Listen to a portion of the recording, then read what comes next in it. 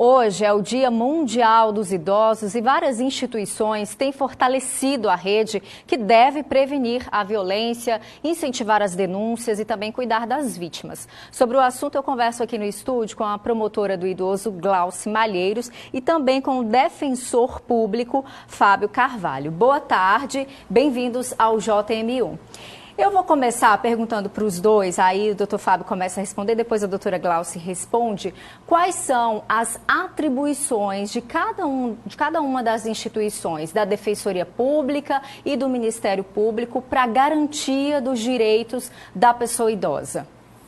De acordo com a Lei Orgânica da Defensoria Pública, cabe a essa instituição, além na educação de direitos, a defesa dos direitos disponíveis e indisponíveis da pessoa idosa em âmbito individual ou coletivo, que é realizado não só por mim, mas por todos os defensores, a depender da seara de direito que se visa, por exemplo, resolver. Se o problema da pessoa idosa é um empréstimo fraudulento, então lá existe defensores cíveis responsáveis por esse trabalho. Mas se é a necessidade de acesso a medicamento, existem defensores na área da saúde também com essa atribuição. Mas se é violação de direitos previstos na própria Constituição Federal, existe a 16ª Defensoria, que é especializada na proteção desses direitos. Portanto, toda a Defensoria Pública tem esse aparato preparado para a proteção dos direitos da pessoa idosa. E no caso do Ministério Público, doutora Glauci, como é que funciona? A promotoria, ela é especializada nos direitos da pessoa idosa. Como é que o Ministério Público tem atuado, tem trabalhado para a garantia desses direitos? Poliana, o Ministério Público, como defensor da sociedade, defensor dos interesses da sociedade, nós atuamos mais de forma coletiva.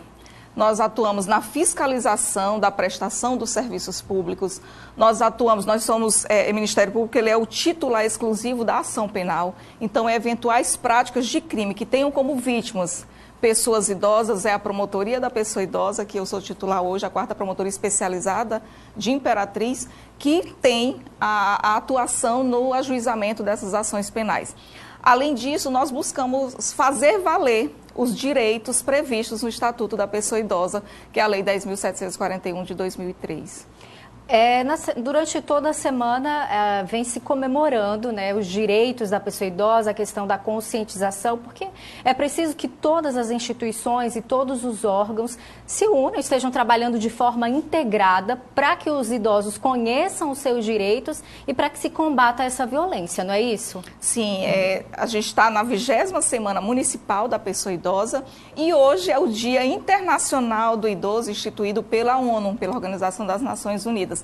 E é um momento de reflexão, que a sociedade reflita como é que a gente está tratando as nossas pessoas idosas e o que é que a gente deve fazer. Sim. Como é que o Estado deve se preparar com políticas públicas adequadas para receber essa pessoa, essa população especial da nossa sociedade que vem crescendo, que eu vinha pesquisando que em 2025 nós vamos ter uma duplicação do número de pessoas idosas no Brasil. Então o Estado, os poderes públicos, eles precisam se preparar para cuidar dessa população, dessas pessoas que a gente chama de 60 mais, né? Quem tem mais de 60 anos.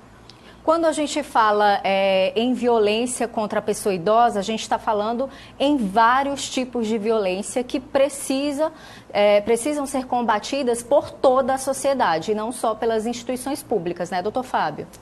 Exatamente. É necessário que a gente conte com a participação de todos, porque de acordo com o artigo 230 da Constituição Federal, a família, a sociedade, o Estado, essas 3 instituições são responsáveis pela proteção dos direitos da pessoa idosa.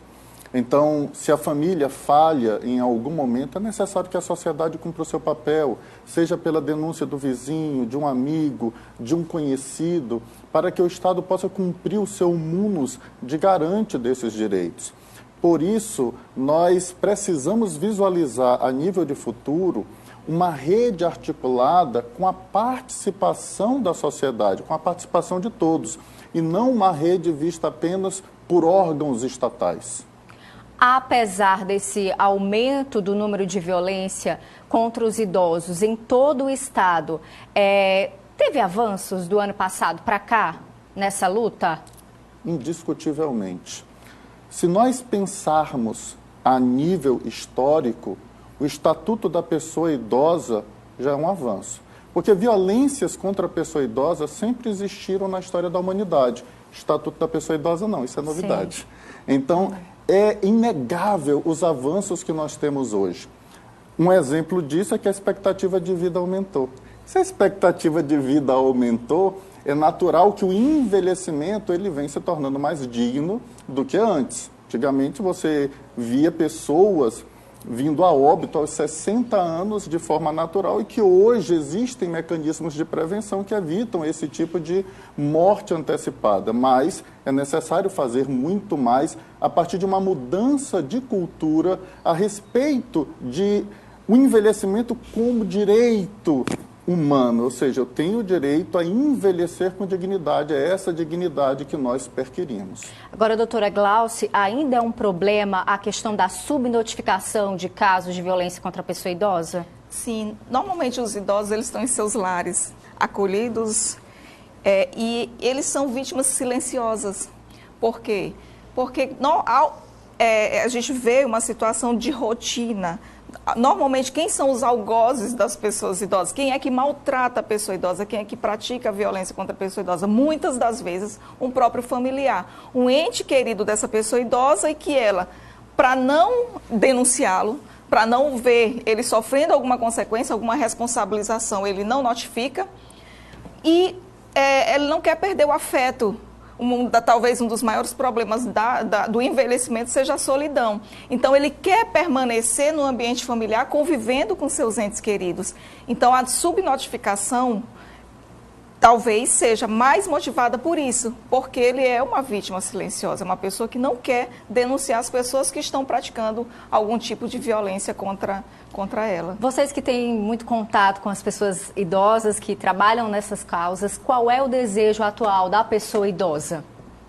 Viver com dignidade, envelhecer com dignidade, receber os cuidados necessários para que envelheça com saúde, tenha uma vida plena, tenham uma alegria de viver, permaneçam com essa alegria jovial de ter as pessoas próximas, de se sentir útil, de se sentir que pertencente à sociedade ativamente. E todos nós podemos garantir esse direito da pessoa idosa, cada um cuidando do seu idoso, não é isso? Isso. É verdade. E essa é a mensagem que nós gostaríamos de deixar hoje em especial, não só pelo Dia Mundial, mas também pelo dia em que tivemos a publicação da Lei 10.741, no ano de 2003, para que nós cuidemos da pessoa idosa nessa perspectiva de compreensão de que isso é a defesa do próprio direito humano de envelhecer. Todos nós desejamos envelhecer. Sim. Como diria a música, ninguém quer morrer cedo. É verdade. Nós queremos viver aí muitos anos e que essa vida seja uma vida, como a doutora Glauce falou, plena, de felicidade, de alegria, de percepção de que essa também é uma idade boa, é a melhor idade. Muito bem. Doutor Fábio Carvalho, defensor público, doutora Glauce Malheiros, promotora de justiça. Muito obrigada, boa tarde para vocês, bom fim de semana. Muito obrigada, boa tarde.